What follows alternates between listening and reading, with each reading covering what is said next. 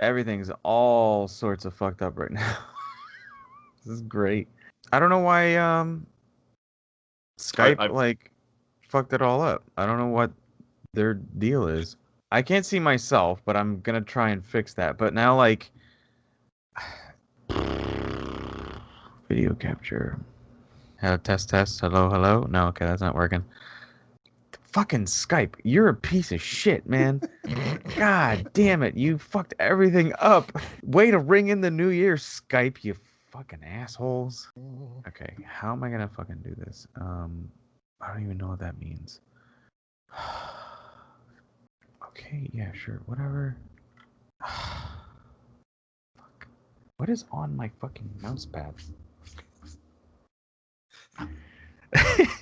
You're just gonna have cuts, just different cuts. Yeah, I of was me just thinking that. around. I just need a super cut of you getting angry with things. Just like, what the fuck? Like, yeah.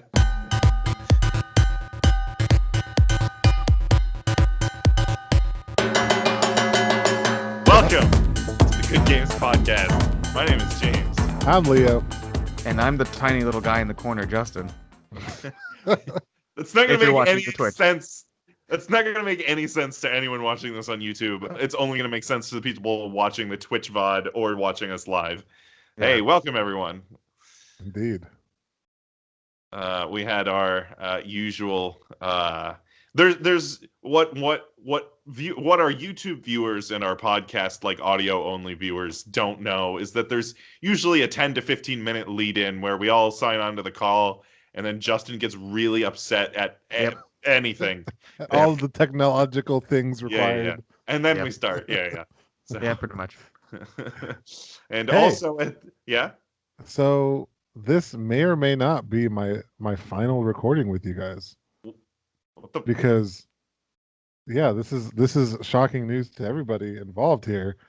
Spoiler alert, because I might be dead by the next time we record because I might have What? COVID. Oh. So chances are either I make it or I don't. All right, that's how it works. Why do you think you have COVID? Okay, so we were staying at someone's house. This is after I saw you and Jess, James. Okay, good, thanks. Yeah. The following day, actually, we stayed Oh. at someone's house while me and my wife were in Florida with our little baby, showing him around and stuff. And this is the last house we had to be at because we went to my parents' house, we went to her parents' house. I saw James, and I might have stayed, but I didn't. And then the next day we went to this other couple's house and we were there for 3 days from Sunday to Tuesday of that week between Christmas and New Year's. And then like Tuesday, the girl who, it was her house, like she couldn't taste anything. And then she went and got tested and had the Rona. And we were there for like 3 days. Shit, Uh-oh. that So sucks. we like hightailed it out of there. Like we weren't supposed to leave for like another day or two. We're just like, all right, let's just go home like right now. But the weird thing is, it's been a week, tomorrow, since we were last at the house. So 3 days in that house and a week, 7 days from the last day of exposure. And I've still shown no symptoms. And we actually tested negative so far. But Usually if you've been around someone and you've made it that far with no symptoms, it either means you're asymptomatic or you just didn't get it. Don't have it. Right. Yeah. So chances are good that we don't have it or we're asymptomatic, but we tested negative. All right. But there's still a chance that I do have it, and it's just waiting till there's a chance. There's like day 10, it'll just like hit us out of nowhere, and then I die like next week. So, this could or could not be my last podcast episode. We'll see. All right. Well, it's a special one because, but also I like at the end of the last episode we promised a very special like in-person episode. No, what we actually meant was we're just gonna delay a couple weeks and then just do a totally normal episode. That's what. I'm sorry. Family's too demanding. No. On the holidays. Yes. It sucks. Yes. Hey, listen. People are used to being let down with COVID plans. So yes, exactly. 2020 has been crazy, and that was especially a typical the 2020 holidays thing, right? 2020. Yes. Here's something. No. Yes. Not doing the best laid plans. Obviously our in-person episode did not work out, but here we are. Here we are. This is almost as good. Yeah, exactly. It works. All right. Yeah. I don't know. Did you guys play this game? Yes, I did. You have probably, I am assuming you have played the most of the three of us. Played a lot of this game. I have played a little of this game. I played also a little of the game. I also have the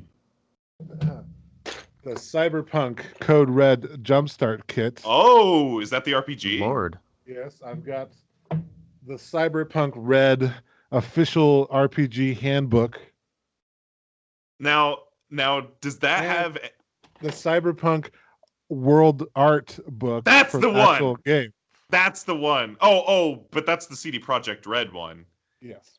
Because there is an art book for the RPG that I've seen Oh, that I is don't just have that one.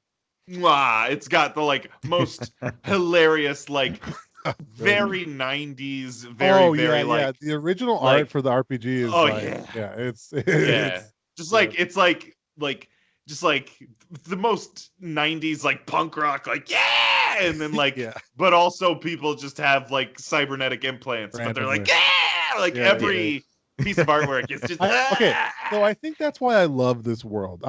For the record, and fully biased opinions coming from me, I have fallen in love with the cyberpunk game world, like more than the game really has to offer itself, like the video game.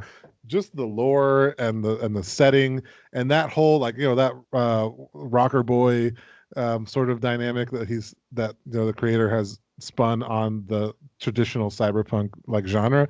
I love it, man. Like that's why I got all these. And I will say, to your point, James, these are all Cyberpunk Red RPG books. So those are the ones that have been updated after CD Projekt Red announced the game. So they all came out either earlier this year or late last year. So like the artwork in this handbook is the original handbook from like, the 90s, whatever. The art is like terrible. A lot of the art is, this is actually quite a beautiful Cool. book. Cool. Okay. Because Cyberpunk 20? I should know what this is. 2040 something. 2049. No, Oh, 2049. That's the Blade Runner original movie. What's the 1872? numbers? What's the 2020. I mean, basically, whatever dystopic. Anyway, there's a Cyberpunk and then 20 and then a combination of numbers. Yes. That is the original source book for the original RPG. But no, that's cool that you have the updated ones. But yeah, I came across the art book for the old RPG, and it is good in a very different way. By the way, I think it actually is. At least one edition was Cyberpunk 2020. Yeah, I'll look that up. Well, but it was released in the 90s. But so that Yeah. So yeah, what I mean, as the person who has played the most of this game, like invested the most, like what was your like gut reaction? What was your initial reaction to this? So I went into the release of the game and booted up the game at midnight with much fervor and excitement and a lot of hype after getting into the lore a lot. And then the first like minute in the game, it crashed. And so it kind of had this sort of just the introduction to the game. Like I was kind of it was kind of jarring. The game is forces a first person view like a majority of the time. Mhm. And so I was expecting, I don't know, more of like a Skyrim sort of feeling when you're playing first person in Elder Scrolls, where it's like you feel some weight to your character kind of. And like my first impressions and just like controlling the character was like it was like super smooth, and I don't know, it made it like an odd feeling seeing like the futuristic landscape of everything, and then you kind of just like smoothly walking, like really almost like too fast, like the movement was too fast. And then that led to other bugs because like random physical objects.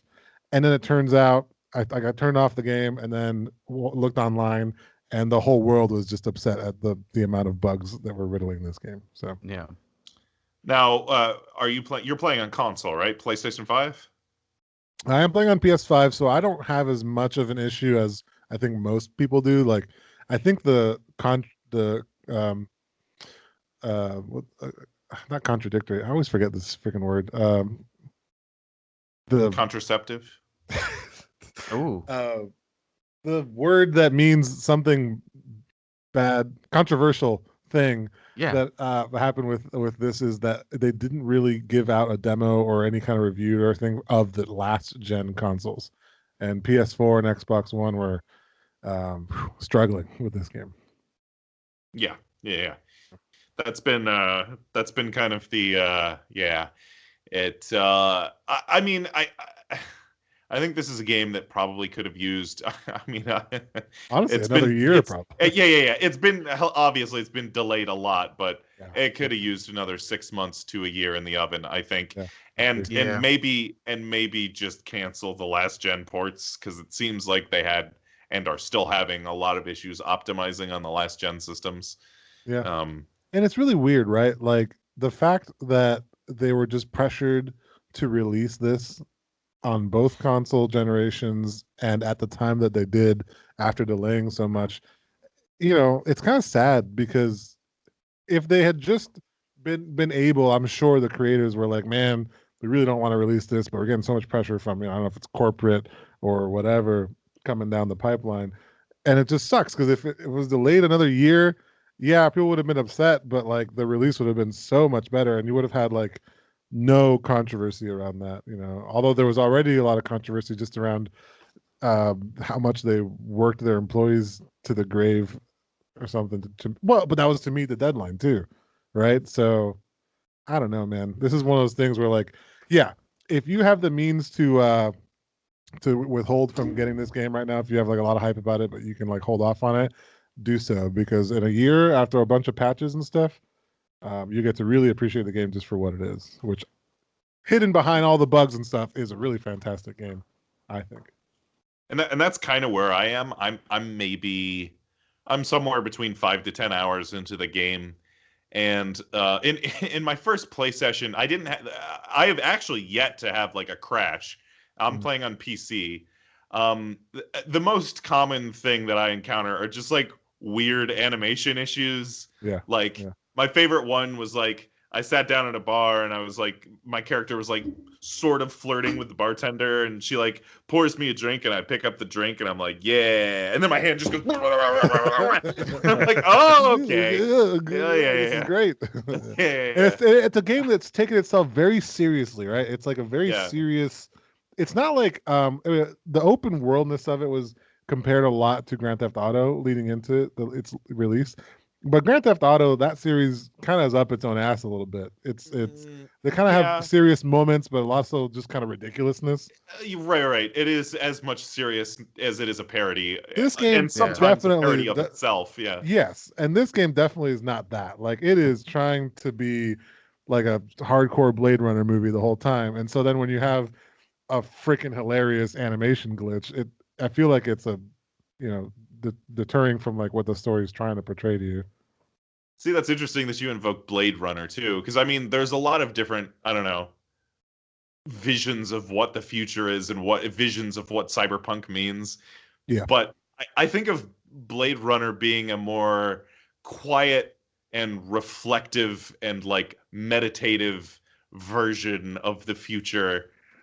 This is a very loud and kind of It more is. in your. That's true. That's true. It's leaning a little bit more towards its source material, the Yes. Of like the that punk 90s version. And you're punk right, rock. it was Cyberpunk 2020 was Yes. Yes. the 90s. Or yeah, you are 100% right. Mhm. But yeah, No, that's a good point. But I think it's also how the Blade Runner movies were kind of portrayed to it, like that world, which also I think I talked about in the last podcast. I've stumbled upon the Blade Runner world, leading it into this game release. But like, I feel like the movies are portrayed in that sort of somber, quiet, futuristic tone. But the world is, that Blade Runner movies take place in. It's a very busy world with lots of flying cars and tall buildings and, sure. a lot of corporate stuff going on and, people, the advertisements everywhere floating around you and stuff. Like, I think that sort of setting is the same. But yeah, I do agree that the movement of the story is definitely much more in your face in a cyberpunk game. True. Yeah. Yeah, I'm sort of at a point where, like I said, I'm 5 to 10 hours in, and I think I'm at a point where I'd like to put the game down and come back to it in 6 to 12 months. Mm-hmm. Uh, like I said, the most common thing I have are like animation issues. While not game breaking, they kind of take you out of the immersion of that, Absolutely. of the like world building. Like I I don't know if the game will ever get to a point where it can accomplish this, but I want to feel like immersed in that city. And every time I see like a floating character or like just like game systems that are like clearly going off the rails, it's just like, oh yeah, it kind of breaks your immersion. You're like, oh, this is a very video game, like a buggy Yeah. video game. Yeah. Yeah. Uh, yeah. I It's agree. tough too with someone like me who wants to play it, and I have a PlayStation 4. I have a PC that was Don't built in do it. 2009, Don't and do it. I tried to play it on my laptop, which has like a better Don't graphics do built it. in. It's still not that good. It's like, so I'm at the point where it's like, I'm gonna wait. I'm not gonna refund the game yet, but I'm just gonna wait. And I know they're patching it as much as they can. I think 1.07 just came out, which is supposed to have some backwards compatibility to Mm. help people out a bit. I'm not entirely sure how much. Did you guys hear that someone came out with a program that you can insert into the game files that'll help people with not so great PCs play the game? Oh no. Which was kind What? of How yeah. does that Someone, work? I guess whatever they put in there helps like to change certain files or compress certain files so they're not so demanding. I don't know what it does, but So apparently they're you like just take. streaming assets. So it's like uh what's the technology that like it's like a BitTorrent where they're streaming Yeah, assets but from your machine. I have no idea how it works, to be honest. All I know is people who don't work for the company are trying to come up with solutions to fix the game, which is kind of disappointing. So you're saying they're hacking Cyberpunk, yeah. Pretty So much. we're hacking the game that is about hacking. They're pretty much like I think what they're doing. They're just changing files in the background or streaming Mm, the files to the game differently somehow. mm-hmm. I don't That's still know. cool though. But I mean, like getting through at least the intro and like pretty much the first and second missions. Uh, I mean, it seems like it's supposed to be a fun game. It's just like Jesus when it. I mean, this the games just seem so freaking demanding. It's like It I don't know is. why you would build a game that demands so much. Like that's just limiting your audience. I feel like. It is, but I think this is a game design. That's what I mean when I say I think they should have just canceled the last gen. Like, don't have a Xbox One, PS4, and then just be upfront and aggressive with what your minimum requirements are in PC. Because, like, I heard somebody else say this, and I think it's true. Like, if you have the hardware, like Cyberpunk at its best looks amazing, right? Yeah. The problem is Cyberpunk is usually not at its best. Yeah. And that's kind of the problem. Yeah, like obviously the most common thing are the animation issues, but like the other bug, and this was a day one bug, so I don't know if it was fixed, but like my very first quest said like, talk to Jackie or whatever. So I run over and I talk to Jackie and he gives me a line. I'm like, cool. And then the game's like, talk to Jackie. I'm like, oh, okay, I guess I missed something. So I went over, exhausted his dialogue tree again, and then like, cool. And the game's like, talk to Jackie. I'm like, oh, fuck. And then I Like like reloaded a save and it was still like talk to Jackie. And I'm like, okay, think I yeah. found a soft lock here. Yeah, I had a problem in the very first one, in pretty much the tutorial mission that you get when you do your first rescue in what's the city called? Night City. Night City. Pretty much it was like kill the whatever boss, and it was constant after I had killed the boss. For some reason, it was just sitting there. Yeah. And it wouldn't Yeah. go away. The mission thankfully completed, and once I completed the mission, that dialogue went away. So thankfully, it was still tracking all that, but it just it didn't let me get that accomplishment for some reason.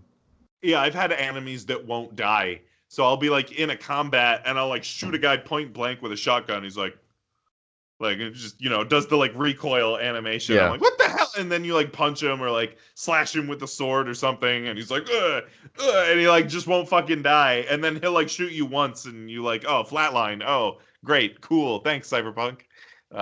So yeah, that's like all these things just kind of like I think Leo's point is true that there's somewhere under all of these issues, there's probably a good game under there somewhere.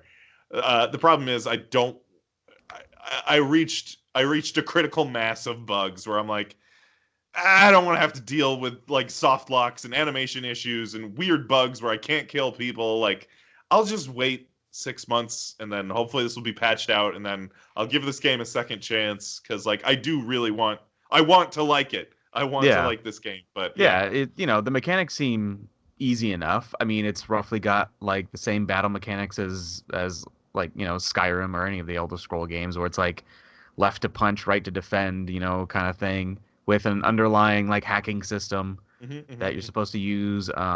You can either choose to be stealthy or aggressive. So, I mean, it's not too complicated, and visually it's supposed to be really, it's supposed to look really good. I mean, I've seen someone stream it with, a high-end CPU and, on a 3080. Yes. And the game looks really nice. I mean, if anything were to come out of the game, it's that it looks really nice. Yes. It looks good. Like the whole neon lights, the like, kind of holographic screens, and I mean, they did well in making the game look good. That is for sure. But yeah, it's definitely, I would say, just as buggy as GTA, if not more than GTA 5.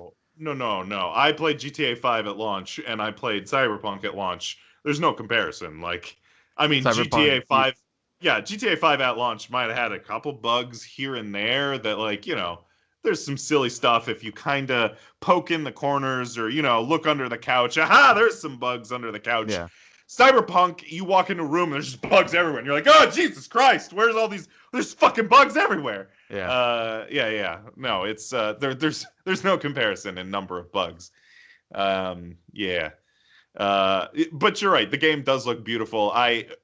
One of my early Christmas presents was my wife searched high and low and somehow managed to find a 3080. So I've been playing the game on a nice graphics card with a pretty good spec PC, and the game does really look beautiful. It's and I haven't had I haven't had any performance issues, haven't had any crashes, but like still just the number of bugs is still just outrageous. So I can imagine what people are going through on previous gen consoles or lesser specs PCs. All those bugs stacked on top of performance issues and crashes must just be like, all right, fuck this. Yeah.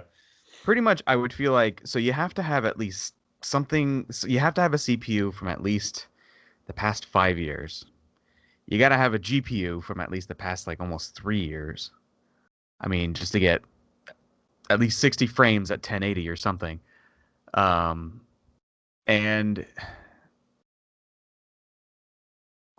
I lost my train of thought.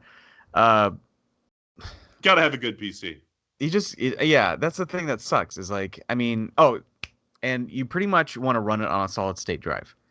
Yeah. If you run it on a hard drive, it's probably going to take too long to render stuff into the game because the game is just visually demanding. So, I mean, we'll see what happens. Oh, there he is.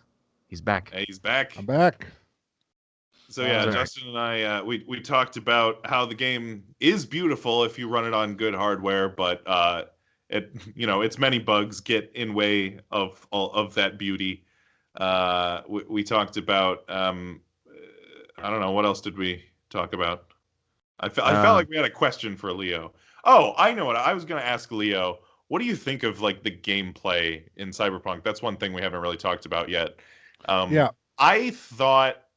I thought the gameplay was pretty cool. I'm playing on controller, so maybe this disqualifies my opinion. I felt like the gunplay felt like not great. I don't know. What did you think of that? Yeah, I mean, I don't think it's like a really good shooter. or anything like that.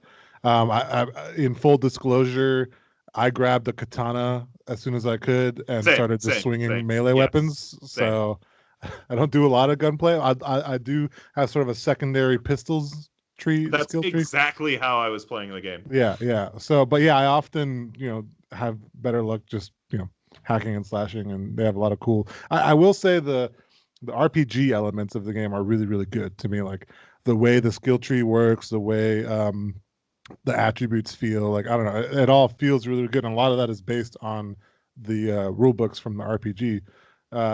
However, one thing I don't like about the gameplay, I don't know if this is more really story or as opposed to. You could segue into story too. I was going to let you talk about that since you were definitely the farthest of the three of us. Well, and I won't even get much into the story because I haven't completed the main line myself, but it's just like, and it's sort of a tie-in between an RPG and a story-based RPG. Like, it has a really good written mainline story that you can follow, and that's great.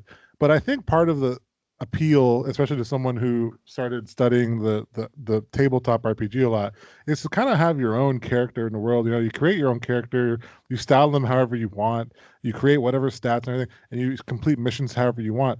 But like you're very much tightly coupled to this main character of V and who V is and what V does. And I think that's kind of a clashing thing with like the concept of that this game is based off of, where it's like, a tabletop RPG where literally you can do whatever you want and make, and like I even feel like Elder Scrolls is a really good comparison, does a better job of like, here's the main quest, but you're free to do whatever the hell you want. There's all these other brands. Yes, there's a lot to do in Cyberpunk, but like you're still V the whole time, and it's like it's a very set character. It's almost the Mass Effect problem. You're Commander Shepard, and you can be Paragon or Renegade, and there's room to play around within those two spaces, but you're still, at the end of the day, you're boxed in by what the game defines Commander Shepard as. And like, on the flip side, they're able to then do a much more cinematic main story plot line because they really know who that character is. So there's sort of a trade-off there. But mechanically, in terms of like RPG elements and stuff, I think it's great. Yeah, the gunplay is really nothing to write home about, but there's some really cool slow-mo effects when you start adding like cybernetics that affect like the melee combat. So the melee combat feels awesome, although really just insanely powerful. Like you kind of game-breakingly powerful. Like, I don't know why this is a futuristic world, but you can run out with a sword and just be like completely OP. Yeah, like that was the thing. Like I felt like the guns, like don't feel good. They don't feel like they hit people well. They don't, and I think part of the problem is that a lot of the progression in the game is not really by like leveling up and becoming stronger. It is like it's like a little bit more like Borderlands, where you have to find the right items that do a lot of damage. Yeah.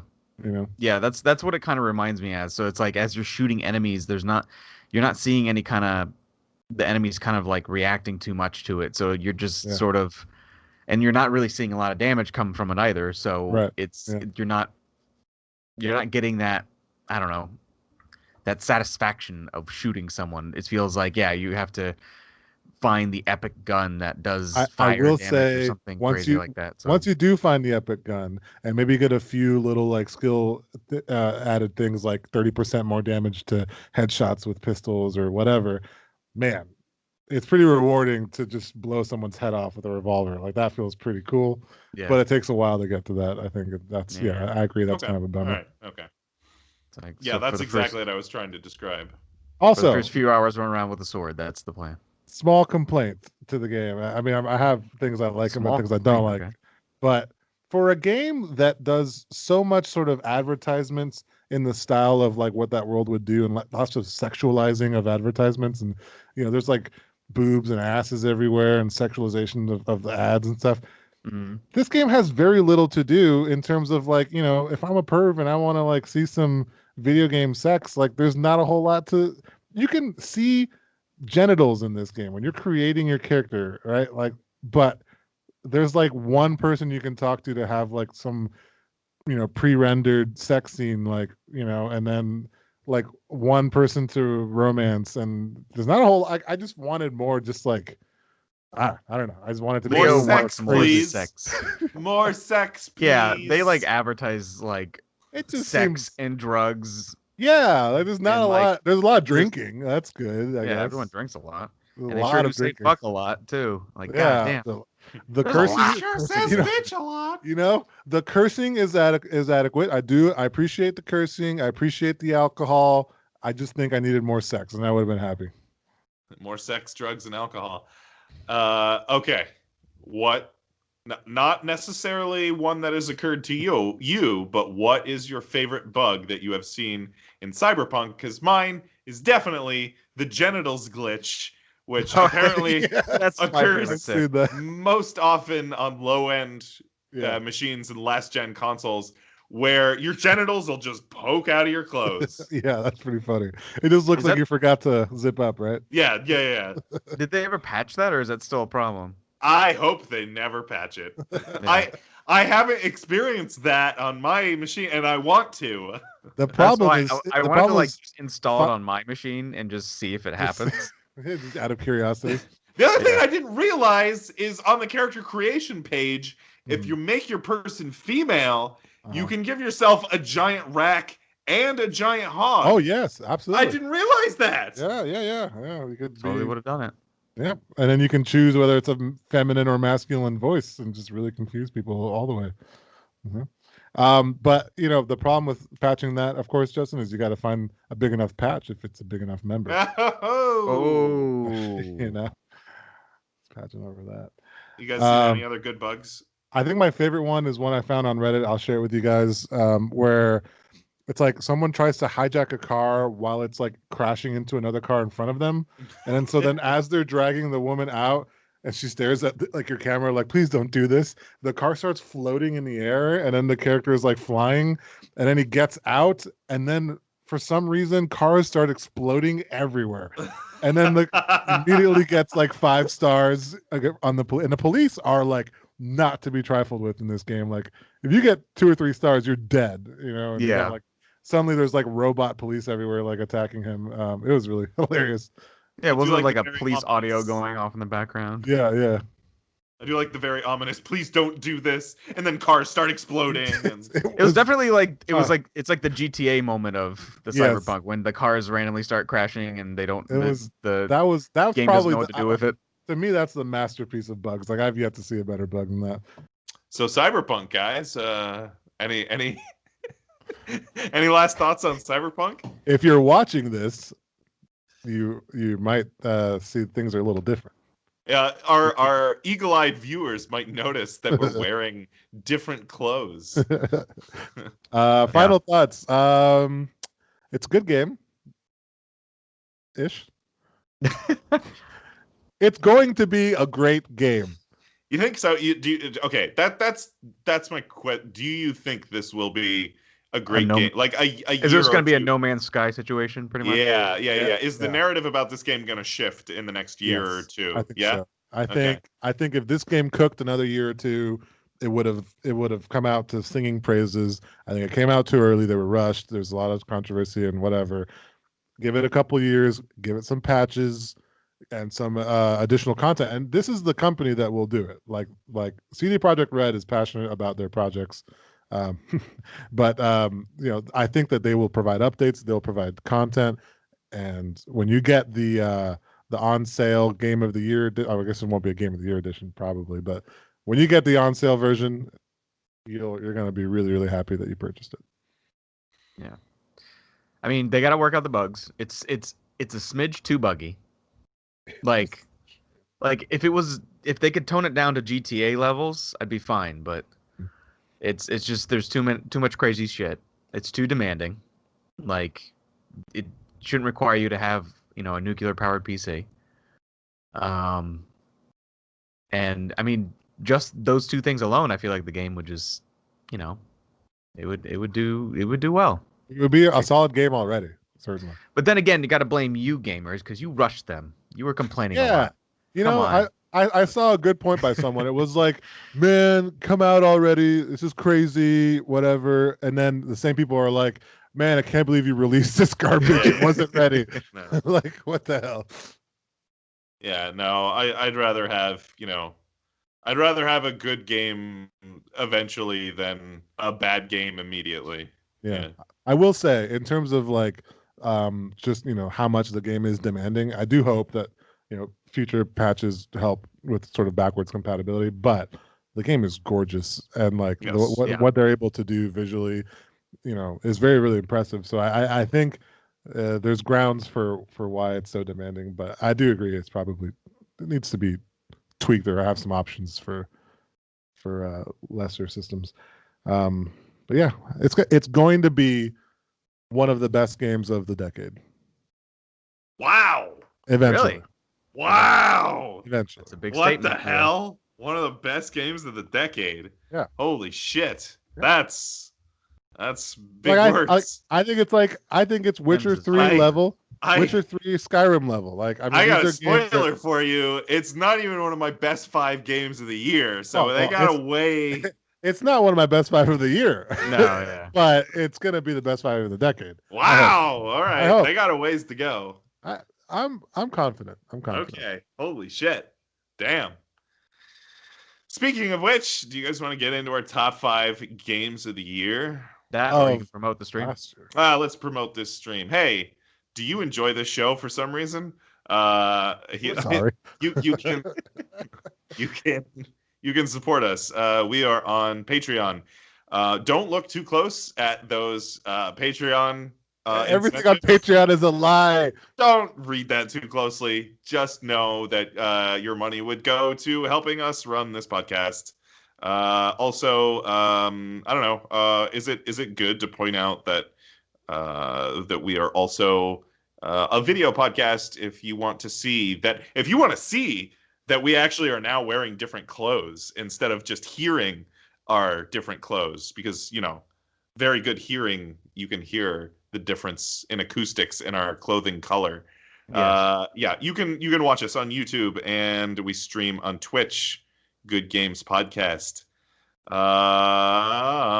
We are also on if you want to take us on the go, listen to us while you work, listen to us while you're in the car, you can download us on your favorite podcasting app, probably.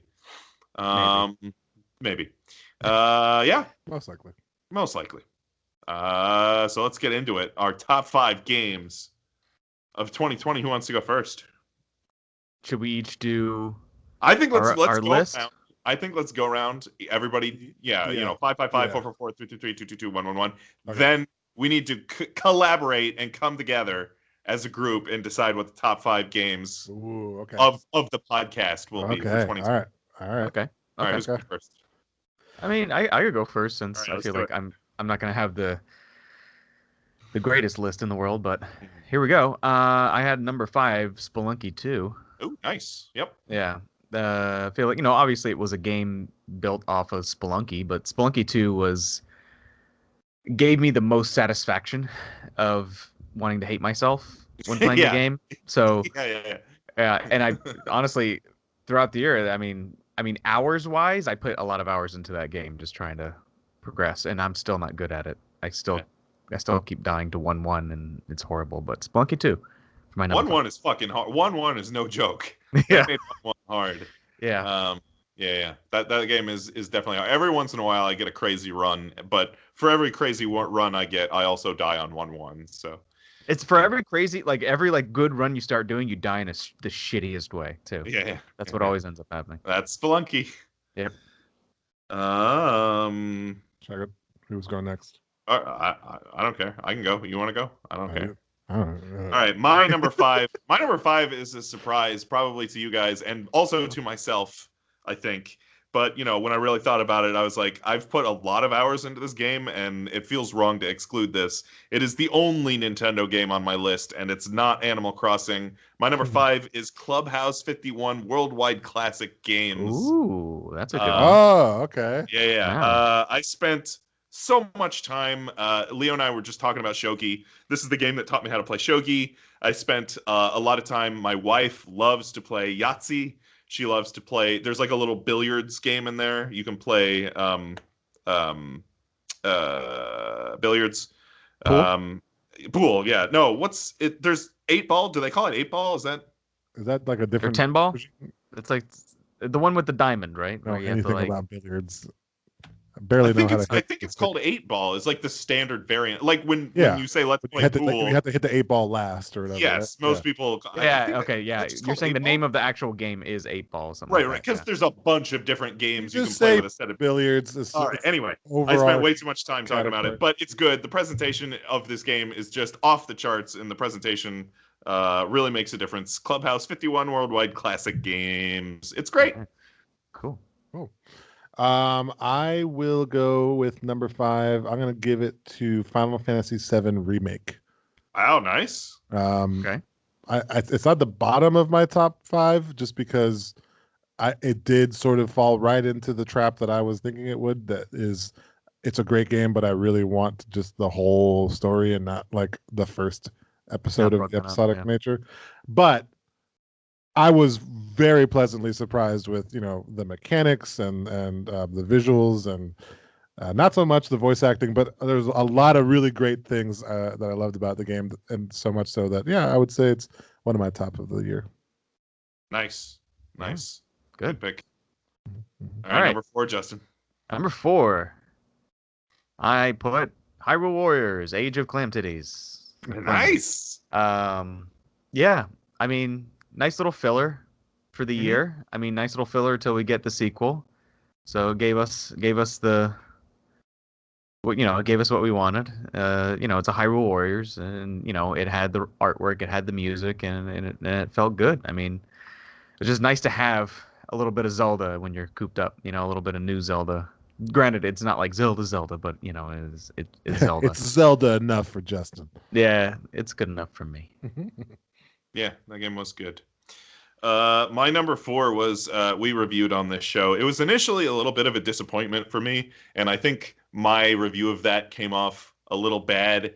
But over time, they have patched out a lot of the bugs that were frustrating at launch. They've fixed a lot of the balance issues. My number 4 is Star Wars Squadrons. I've been playing a lot of Squadrons lately. I don't know if it shows up on the camera, but as we're talking on the podcast, my hands are resting on my throttle and my joystick, and I am in my mind just pretending to fly my X-wing. Jesus Christ, my TIE fighter. I'm Empire through and through. But no, Squadrons is great. A lot of the bugs, balance issues have been fixed. Recently, they released a new map, new ships, so it looks like they're going to support this game going forward, which was one of my big concerns. So yeah, this game still has life. It's good. Star Wars Squadrons. The next 3 slots for me have a lot to do with the year 2020 specifically. I think is why these 3 games stand out so much to me. Number 4, I'm going to give to Microsoft Flight Simulator. Ooh, nice. Just because we were all cooped up and we wanted to, travel was not a thing, and Microsoft gave you the ability to literally go anywhere in the world. It looked beautiful. It felt great. They even made it easier for people who weren't, actual pilots to try to fly and simulate it. The one thing is it ran like garbage on my computer, but I'm glad I own it, and I can't wait to update my PC and go back to that game. Yep. Yep. Number 3, I put Final Fantasy VII Remake as my number 3. Pretty much same reasons. It visually looks good. Felt good. Granted, I'm also kind of disappointed that we didn't get the whole thing, but whatever. I mean, I enjoyed the music. Yes, it was a nice, like, pretty much upgrade from what Final Fantasy VII was. To see it turned into that was just so satisfying. So yeah, 8's still better, but it's good. Yeah, but okay, sure. My number 3 is the latest entry in the Yakuza series. My number 3 is Yakuza Like a Dragon. It's a big shakeup for the Yakuza franchise. This game is now a turn-based RPG instead of a beat-em-up, which the beat-em-up mechanics of the Yakuza games were always my least favorite part. Never liked the beat-em-up. Stupid. Yeah. The RPG mechanics are step in the right direction. This game is also the first game to no longer star Kiryu. This game's main character is Ichiban. I've got a hot take. I like Ichiban better than Kiryu, and I really like Whoa. Kiryu. Wow. Ichiban's my boy. I love Right. Yakuza Like a Dragon. I am excited. I think they've said that Ichiban's going to be the main character for Yakuza going forward now instead of Kiryu. So I am excited for whatever happens for Ichi next. Yakuza Like a Dragon. Cool. My number 3, again, following the trend here, is going to another game that helped us get through the early stages of the quarantine, and that does go to Animal Crossing: New Horizons. Nice. Okay. I think this is also the only one Nintendo game on my list, but yeah, man, this game, it just, it's a typical Animal Crossing game. They did a couple new sort of next-gen things that were cool. They did a couple things differently that were not a little bit more grindy, I think, than I would have liked. But it's just a nice, chill game with a nice little atmosphere. You can go visit your friend's island and, give you a sense of social life when there was none. So, yeah. Okay. Number 2. Now, granted, this one I didn't get really a chance to personally play. I'm working on that right now with the whole, upgrading the PC thing. But I have enjoyed watching people play it. And I've seen some of the story, and it's actually very good for what it is, for something that has still kind of in the iffy stage of like good games and bad games, which is VR, is Half-Life Alyx. Yeah. Nice. I mean, Hell yeah. Half-Life Alyx looks great. I mean, it plays to Half-Life lore really well. And like so far, of all the VR games I've seen, Half-Life Alyx was like, holy shit. That was like crazy, like nuts for what it was. And to see Valve come out with that was pretty nuts. So I mean, it was nuts just to see a new Half-Life game, right? Like, yeah, I mean that too. Just getting a Half-Life game while we're also, in quarantine. Kind of ironic, but my number 2 is definitely the most fun I had playing video games this year. It's the most I've laughed playing video games this year. The most joy. My number 2 is What the Golf. I had a feeling that was going to be on your list. I really, really loved That's What a cool the Golf. game. It's a And very I'm cool bending game. the rules here a little bit. I know it didn't technically come out in 2020, but most people played it in 2020 because that's when it came out on the Switch. I have one of those So, like that too. Yeah. What the Golf. It's fantastic. It's short. It's sweet. But you can also replay it with your friends. There's some good multiplayer and party modes. To attempt to even describe what this game is, if you don't know what the Golf is, would be to do it an injustice. Just go play it. It's amazing. What the Golf. That's a good game. Actually, I just verified my number 2. I thought it was released a lot earlier, but well, no, maybe I'm right. Okay, I don't know. I might be wrong. I don't know when this was originally released. I thought it was a lot. It's all right. earlier. We can be wrong. It's okay. Oh yeah, it is a lot earlier. Okay, initial release was actually 2018, but Yeah, I was hoping somebody would have this. This is the game of the year if I really had to pick one. But of course, there's another one that's going to be my number 1. But my number 2 goes to Among Us. I mean, come on, this game just ran rampant in the quarantine life.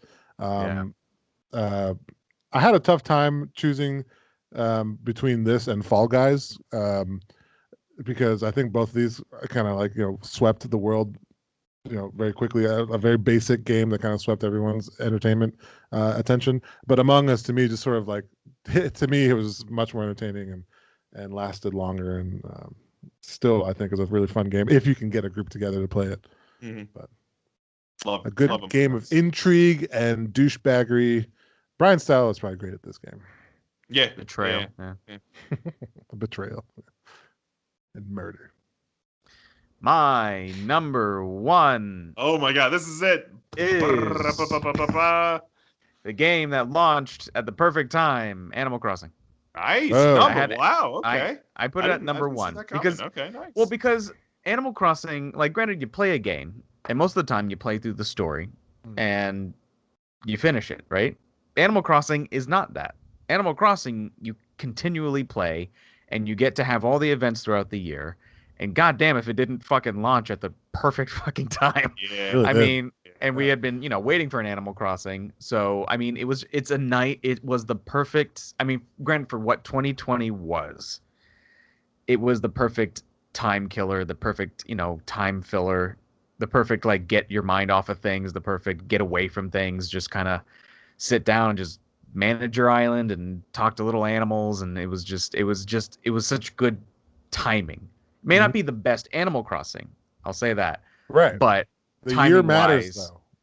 yeah, for what we went through, Animal Crossing helped a lot. It was the it's game. a actually, nice- it really- we it's an needed. escape. And it's an the reason. escape. It's pretty much the reason why Relax. like Nintendo Switches went sold out for a long time, because everyone's Right. like, "Oh, we're gonna try this in Animal Crossing. I mean, I'm just gonna be sitting at home anyways." Which is funny because I think the Switch has had a history of going through these waves of just like complete unavailable stock because when it first came out and then with stuff like this. I think it's a solid number one pick. Good pick. My number one pick, as you may have guessed, is Final Fantasy VII Remake. I can hear you guys collectively groan, like, "Oh, of course, James picked Final Fantasy VII Remake." But I don't think that was predestined, though. Like, I mean, Final Fantasy VII is like one of my all-time favorite games, and because that game is so beloved and cherished, I am going to be that much more of a critic of, if they're gonna remake the whole game, I'm gonna,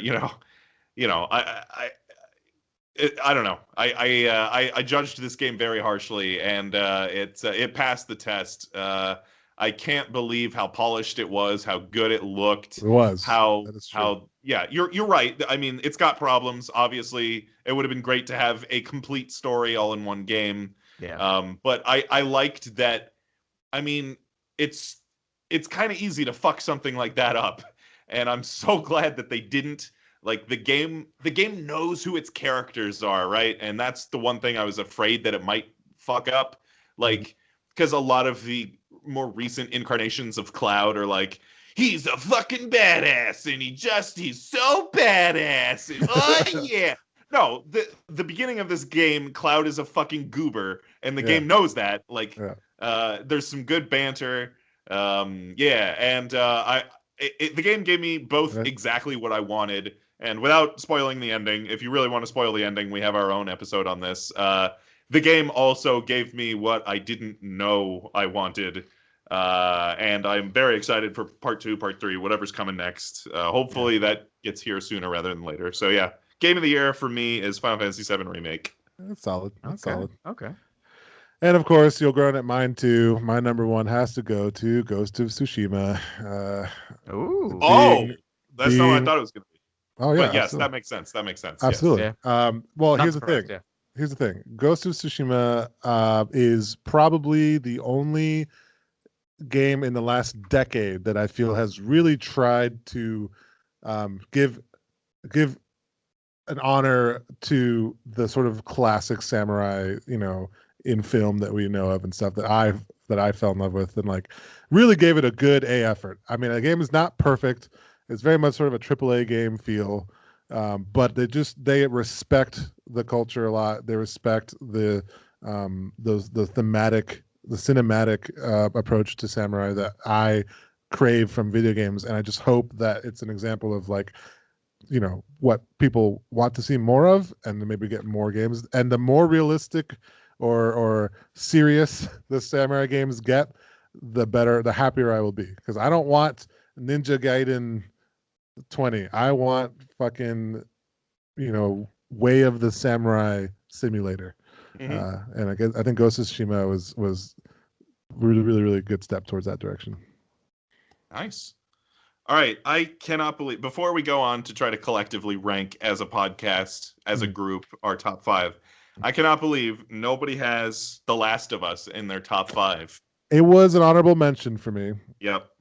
I think the other games that were like very specific to 2020 to me kind of overshadowed. If there was another regular year where Animal Crossing didn't just like blow up and Among Us didn't blow up and Flight Sim let us escape the issues we're in, I think Last of Us would have been on my list for sure.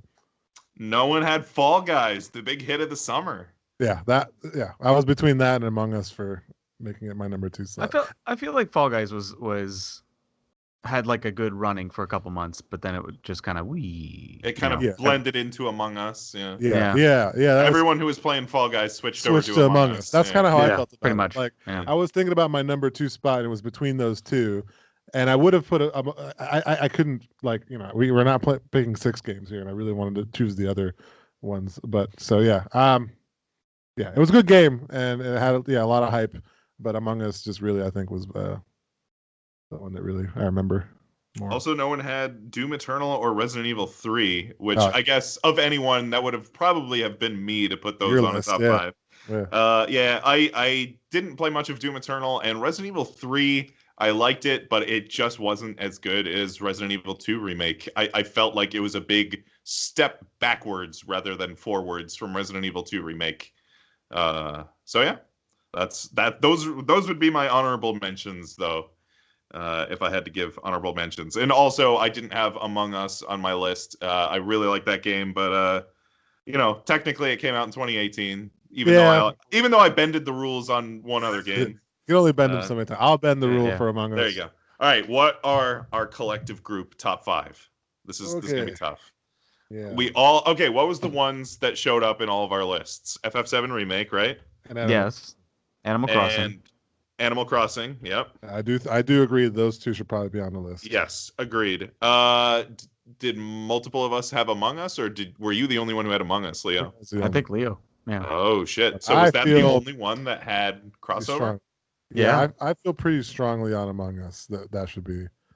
I would agree. With that. I'm fine. Yeah, with Among Us was definitely And when I think of like defining 2020 just as a year, even if it wasn't game related, like the election and Among Us, that it's part of the definition of 2020. no pandemic or social unrest, among other things. Birth of my first son. Right. Mostly Among Us. All right, that only leaves 2 more games. Yeah, I would be okay not having any more. I feel like it's unfair to try to make a push for Flight Sim or Ghost of Tsushima. Probably. I'd be fine with Ghost of Tsushima only because I didn't really play it, so I don't have any say on it. Yeah, neither do I. So I mean, well, what other options are there? We had Spelunky, we had Age of Calamity, we had Half-Life Alyx. That's mine, at least. It's probably along the lines of Ghost of Tsushima. Yeah. Clubhouse 51 Games, Squadrons, Yakuza. I'm assuming I'm the only one who played it. What the Golf. I feel like What the Golf is just a very me game, though. It was really good, though. I actually thought about putting that on my list, too. Yeah, same. I don't have enough slots, but it's an honorable mention for sure for me. It's tough. A lot of good games came out in a year that sucked. So yeah, well, we had things to entertain us. Yeah, for sure, which was nice. All right, do we want to put how strongly do you feel about Ghosts, Leo? You want to put that on here? It was your game of the year, right? It was my number 1 game of the year. Are your other number 1 game of the years on there? Final Fantasy VII and Animal Crossing are on here. Yeah. I'd say we throw Ghost on there as well. All right, one more game. Which one is it? I don't know. Would you say Half-Life Alyx? I haven't played it. I really want to play it, and I feel like once I will play it, I will probably like it. I think Half-Life has a lot of potential to be a really, really good game, and it looks really, really good. But like when I think of 2020 and like the game of the year, I think part of that is also just like marketability and like how many people who you're able to reach with your game too. I think that's part of. Sure, I'm sure that of all of these games, by far the fewest people played Half-Life Alyx because. But it did start a huge. Everyone started buying up VR headsets and all that. I mean, that's got to be one of, if not the very best game you can play on VR. Certainly, almost certainly. Yeah, I mean, I think it's worth considering. Yeah. Can't think of anything else, but. I don't know. Is what beats Half-Life Alyx? If we can't come up with a compelling answer to that, I think the last game has to be Half-Life Alyx. I'm between Half-Life Alyx and Microsoft Flight Sim. Yeah. See, Flight Simulator for me is almost in the same category as Half-Life Alyx. I feel like that's a very niche and like specific audience. I agree. Yeah. That like who like has like a flight stick and like a crazy monster PC and But Yeah. but this was the year for this, right? Because people were out there buying all the VR things off the shelf. They were buying all of the throttles off the shelf because everyone was like getting into new things and wanting to escape yeah, our no, reality. I'm just playing Yeah. devil's advocate. No, it's true. If you're saying that, Half-Life Alyx has to be DQ'd because like Oh, I'm nobody not played saying it it has because to be DQ. I'm no, just saying, I know. it is. I think it's between those two, and I think you're right. I think they're Yeah. both sort of in a Yes, similar. you can make the thing. same argument for Half-Life Alyx as you could for Flight Sim. Yeah. Yeah. Which one's the better game? I haven't played Alex. That's my problem, I think. Yeah. Yeah.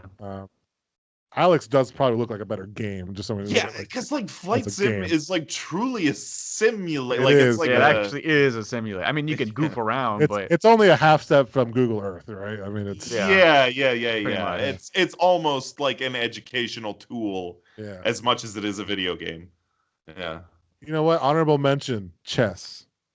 Okay. All right. Wasn't released Chess. this year. Chess came out hundreds of years ago, Leo. I don't think Thousands. it qualifies for 2020, but if we're Yeah. doing that, then I'm throwing Slippy on the list because Slippy Melee got me back into Melee. Sure. But I'll honorable mention Slippy. Okay. Yeah, I think maybe we should just give it to Half-Life. I mean, obviously, Hey. there's a lot of excitement for anybody to play a new Half-Life game. It does look like they have, if not perfected, definitely moved the needle on what's possible in VR. I'm very excited to play it when. All right, now, we got to rank these now. Number 5. Is number 5 Half-Life Alyx? yeah, I'd say that's fine. Yeah. What's number 4? Uh, Ghosts. I think that's fair. Ghosts. Yeah. So now we're between Among Us, Final Fantasy VII, and Animal Crossing.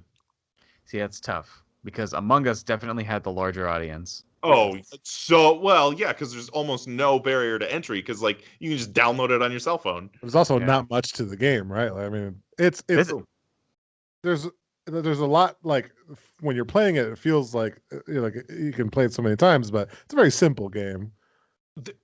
Like the biggest flaw, I mean, I love Among Us. The biggest flaw to me with Among Us is that game desperately needs integrated voice chat. Yes, because it's so much of that game and that game kind of falls down if you don't have voice chat. Yeah. So there's like you have to have a group to play with and have your own separate voice chat. There's no good like just jump in and play with internet people. Yeah, I mean, I think once Among Us gets like a nice little fresh makeover, it's gonna really blow the doors off. But I think I'd be okay with it at number 3. Yeah, number 3 I think is good. I'm fine with any of these 3 games as our number 1, honestly. All right, so now we're between Final Fantasy VII and Animal Crossing. But that's the thing. See, how do we put Among Us below Final Fantasy VII, an incomplete game? I mean, I don't think it's an incomplete game, it's though. Incomplete. I mean, granted, it's not. It's good. Don't get me wrong. I love the game. It's just like it just isn't a complete game to me. I mean, it's just not. It incomplete? Is Final Fantasy 13 incomplete? Is Final Fantasy 10 incomplete? Is any game with a sequel incomplete? Is Mass Effect incomplete? But it's not a sequel. It's like a. You're only saying the only reason you can make that argument is because you have the frame of reference of what the rest of the old story was. Look, spoiler alert, they're not following the old story. So my favorite game of all time, Shenmue. When I finished that game, I said, "This is bullshit. This is incomplete. I need Shenmue 2." I would give it if they did a Shenmue remake. It's just a cliffhanger ending. There's no. Breath of the Wild, incomplete game. I'm not satisfied with Breath of the Wild. There's no cliffhanger. I want that damn at the end of remake though. It has a very definitive ending, and there is more to come, definitely, but it's not like a cliffhanger. I guess, yeah. I don't know. I disagree with people who are like, oh, it's incomplete or whatever. Like, you're only saying that because you have the frame of reference of what the old story was, which the game says remake on it. So I mean, then don't call it that. Discussed how not misleading, but cheeky the word remake is. It is both a remake of the first 8 hours of the original game, but more specifically, they are remaking the timeline of Final Fantasy VII. Yeah, I get that, but I mean, it's just like. Anyway, that's just my that's my defense of my game of the year. No, I'm fine putting Animal Crossing at number 1, even though it wasn't on my top 5. That was such a huge game for so many people. Yeah. Yeah, I think that's fair. All right. A lot of people got into the funny thing is too about Animal Crossing is a lot of people who don't play Nintendo games and never played Animal Crossing got into Animal Crossing. Yes. There were I people think who don't play video games who Yeah. got into Yeah. Animal. yes, I So- think that's why Animal Crossing and Among Us are so high on the list for me because, like, I mean, people who didn't play video games, like my wife has probably played 3 games her entire life and was like, "I'll play Among Us." Like, just these games are very simple to get into, but we're so timely in 2020, right? The best games of 2020, like that to me, like those games are huge. All right, there you have it. Our top 5 games of the year. Number 5, Half-Life Alyx. Number 4, Ghosts of Tsushima. Number 3, Among Us. Number 2, Final Fantasy VII Remake. And our game of the year is Animal Crossing New Horizons. Yeah. Wait, is that what it was called? New Horizons? Yeah. That's right. Yes. Yeah, okay. New Leaf was the 3DS. New Horizons. Yeah, was... for a second I thought it was New Leaf, and I was like, yeah, wait, no, New Horizons was anyway. Whatever. Yeah. There you go. Top 5 games. Definitive. Of the year. You We heard did it here, folks. So this That's it. joins what? This joins. What were our other games of the year? This joins Breath of the Wild, Smash Ultimate, and what was our game of the year last year? Was it? I think it was Katana Zero, right? Oh, that game was great. Yeah, I think that was our game of the year last year. Yeah. So it joins the illustrious company of Breath of the Wild, Smash Ultimate, Katana Zero, and now Animal Crossing New Horizons. All right, should we endorse some stuff? Yeah. Yeah, why not? I'll go first. I'm going to endorse the Netflix original series, The History of Cursing, or The History of Swearing. Oh, I don't know. I'm gonna get ready to watch this right after this. I'm gonna watch that. It is very entertaining. It is hosted by Nicolas Cage, Mhm. and it is all it's like half educational, half comedy series about the history of swearing and where swear words come from. And there's just a lot of fun facts about swearing, and you get to hear Nicolas Cage say fuck a lot in the first episode, which is, great. Oh, fuck. Oh, Nice. Sounded like he was orgasming there. I don't know. I can't do a Nick Cage right now. My mouth is dry. That's close. That's Oh. close. No, that was good. That was good. It was very good. It is funny. It is educational. It's good. The history. I can't remember exactly what it's called. I think it's like the history of swearing. I think History something of like that. Swearing. Yeah, something like that. It's on Netflix. Yep. Okay. I'm gonna also throw in a Netflix original series. I don't remember if I already endorsed it or not, but if I did, I will endorse it again. Damn it, The Queen's Gambit. Netflix 100% original series. endorsed this 2 or 3 episodes ago. Yeah. I don't Yeah, care. for I sure. will endorse it. I watched it a second time, all It's real. 7 episodes. Jesus. It's great. Go watch it. If you haven't, I've met people recently. I've talked to people that haven't seen it yet, and I'm like, what the fuck is wrong with you? Well, I Go haven't seen it. Go I've been watch watching this show. History of Swearing instead of Queen's Gambit. You know what? Since that was a repeat one, you know what I've replayed? I'm gonna endorse the visual novel 9 Hours, 9 Persons, 9 Doors. I think you also have recently already Did I really? All right. Well, this is re-endorsed it. hey, 2021, the year of just recycling. No, it's good. The remake of it is on Steam. The remake is excellent. Go play the remake. 9 Hours, 9 Persons, 9 Doors. It is very, very quickly. It is like a mystery. It's like a mystery thriller story about a bunch of people who get trapped, and it's basically like Saw style. Like if Saw, the movie Saw, was an anime, that's 9 Hours, 9 Persons. It's really good. Yeah. It's good. Play it. That's Okay. bonus endorsement. Since Queen's Gambit was our repeat, I will just throw out a secondary endorsement for another Netflix original series called Manhunt. Deadly Games, I believe is the Go one. get your Netflix subscription. Yeah, Hey, Jesus. we've been watching a lot of Netflix. Still in quarantine. Yeah. It's about based on a true story, or at least true events, of a serial bomber, and then this person that was potentially like, an innocent man was being, framed for the bombings and stuff. It's really good. All right. Go, Justin. Okay. Netflix. I'm gonna endorse. It's not on the Netflix. Netflix original series.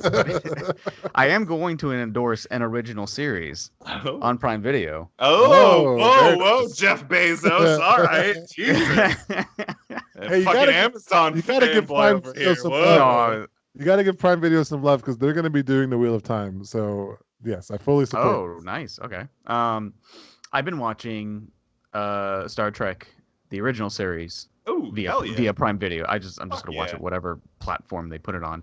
But it's also the remastered one Oh, where they added extra music. They added like little CG graphics to kind of play into the old like Star Trek stuff, but give it a little bit more like it doesn't seem so like look at this little thing they had on a string while they carried it Yeah. along the screen. Like it actually looks kind of nice. it's hard to watch those original episodes for sure. Yeah. Yeah, but it really does help. And Yeah. to be honest, with that, it allows the show to age very well. Granted, like all the set and the acting's a little, it's for It's what chat. for it. Yeah, it's Yeah. schlocky a little bit, but Yeah. to be all honest, it really does. It does age very well, and I'm actually enjoying it because I Good never writing. really had. I've Yeah. never had a full watch through of the original series. I Mhm. was always like next gen, and then everything beyond that. But I mean, Next I'm Gen is enjoying just it. arguably better in every way. Yeah. I am going to also say, what the hell was it from like the 1950s to the 1970s with slapping the shit out of people? Yeah, yeah. There's a Yeah. lot of slapping in There's Star a lot Trek of original just viewing. smacking the shit out of Yeah. people. Just Yeah. you don't see that anymore. Yeah. It's drama, Like, man. like just women just walking up and just smacking a man, and then Yeah. I don't know. Yeah. It's just that's. Now I'm gonna make a second one because you guys gonna have a second one. Yeah. We It's did all something- have to do. So something you showed me, James, that I'm really enjoying right now is the in relation Star Trek intakes.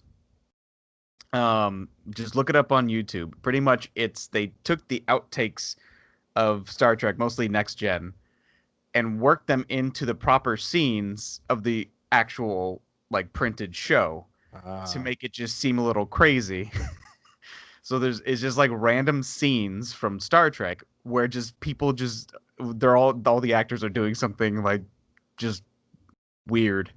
Yes. It's just a funny thing it's just funny to watch. Just to Yeah, like just they've I'm taken the interested. bloopers and outtakes and they've Put edited it them in the back actual- into the original episode. So it'll be like an outrageous blooper, but then the rest of the episode, the rest of the clip plays the blooper straight. Like, Right. Yeah, Yeah. that sounds interesting. Star Trek TNG is probably one of the few shows that like that would work for because I don't know what a lot of the bloopers are, but I imagine that they're surrounded by very serious moments. Like I don't know. yeah, that's the beauty of it. Yeah. Is that there's like just one is like where like there's this like serious moment where like he's like talking to one of the admirals about like the Cardassians. He's like, you should probably talk to Picard's like being serious to the admiral. You need to talk to the Cardassians about blah blah blah blah. You see what they were really up to with the Bajorans. And then he sits down in his chair and him and Riker just hold hands. just out of nowhere, they just both hold hands and put on a smile, and it's like, what the fuck?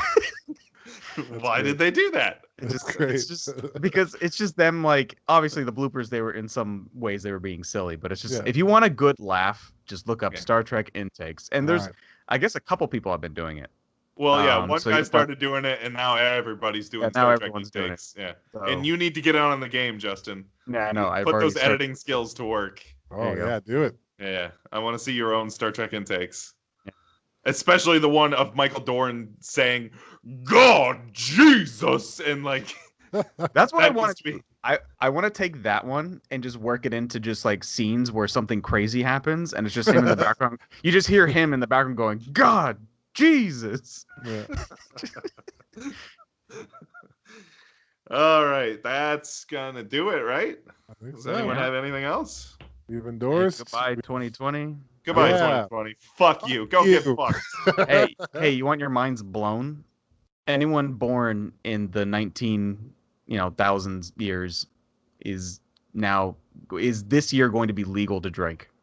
So no one born in the 19 anything will be not of legal age after this Oh, year. okay, that's what you said. Yeah. Fuck. Yeah, Yeah. we're getting old. Fuck. man. We're all old now. That's it. I retire. Thanks, Yep. Justin. I retire from life. All right. I don't think we have any idea what our next episode is going to be. Do we? Does anyone got any? Nope. It's a surprise. Surprise episode coming at you. Started 2021 off great. Yeah, we're real planned out. All right. I think that's it. Happy New Year. Happy New Year. Here's to potentially, hopefully, COVID-less world. Oh God, that'd be great. And may it bring many great games. Yep. All right. For the Good Games podcast, I'm James. I'm Leo. I'm Justin. We'll see you next time. Goodbye. Yeah. Bye.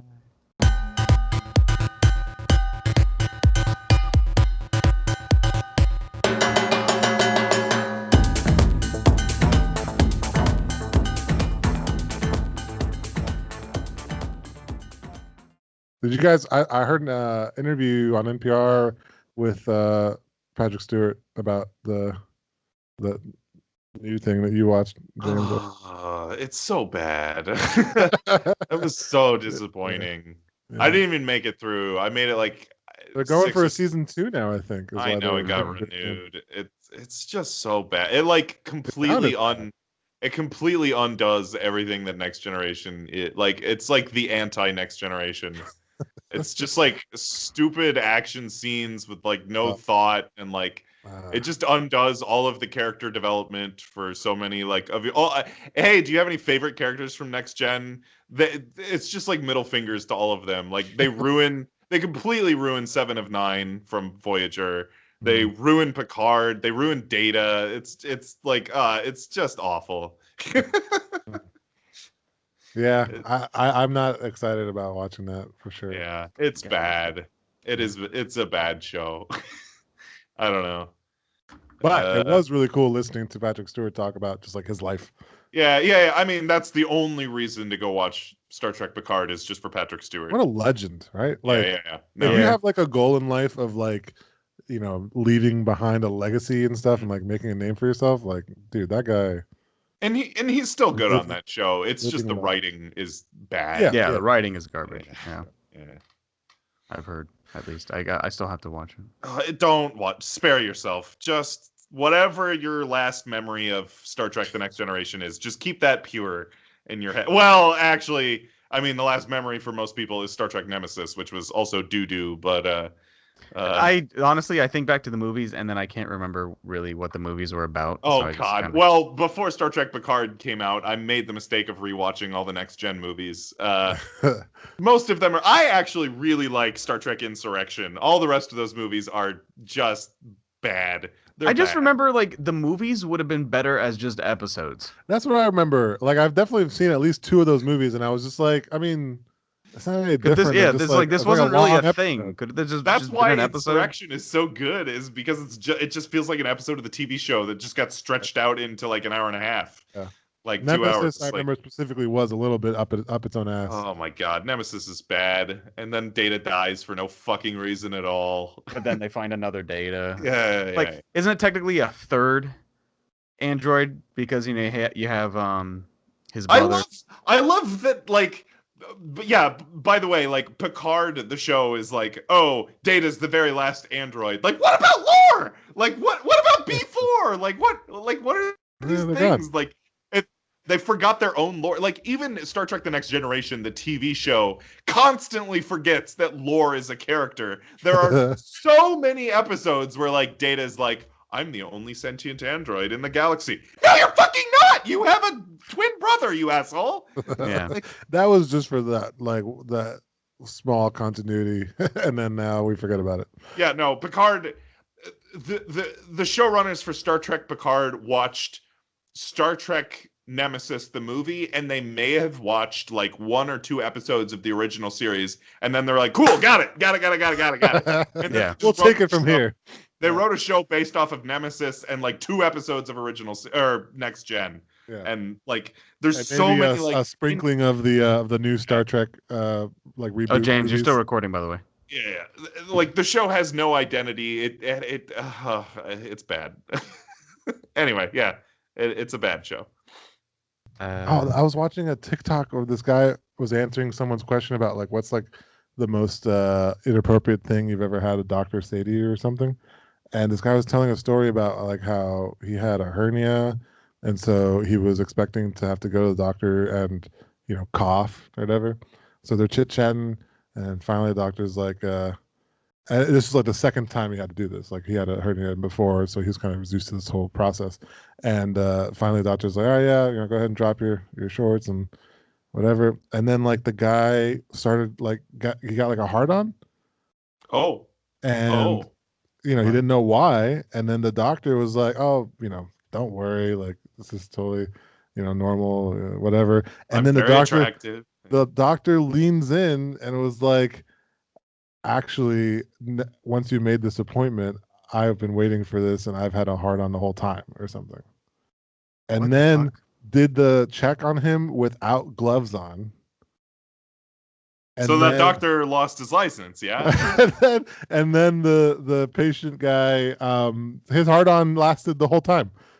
So it turns out maybe he's interested in men. I don't know. What are we talking about now? And welcome to the Good Games Podcast. Jesus. Okay. Okay. So silence on the set. So I'm gonna do camera. Supposed to be lights and Audio. then camera. And then action. Audio. Marker 48. I said quiet on the set, Leo, right? Sorry. That's the whole point of this. Just go. For the love of God, go. I like now, just go. Just go. Hey, welcome to the shit show.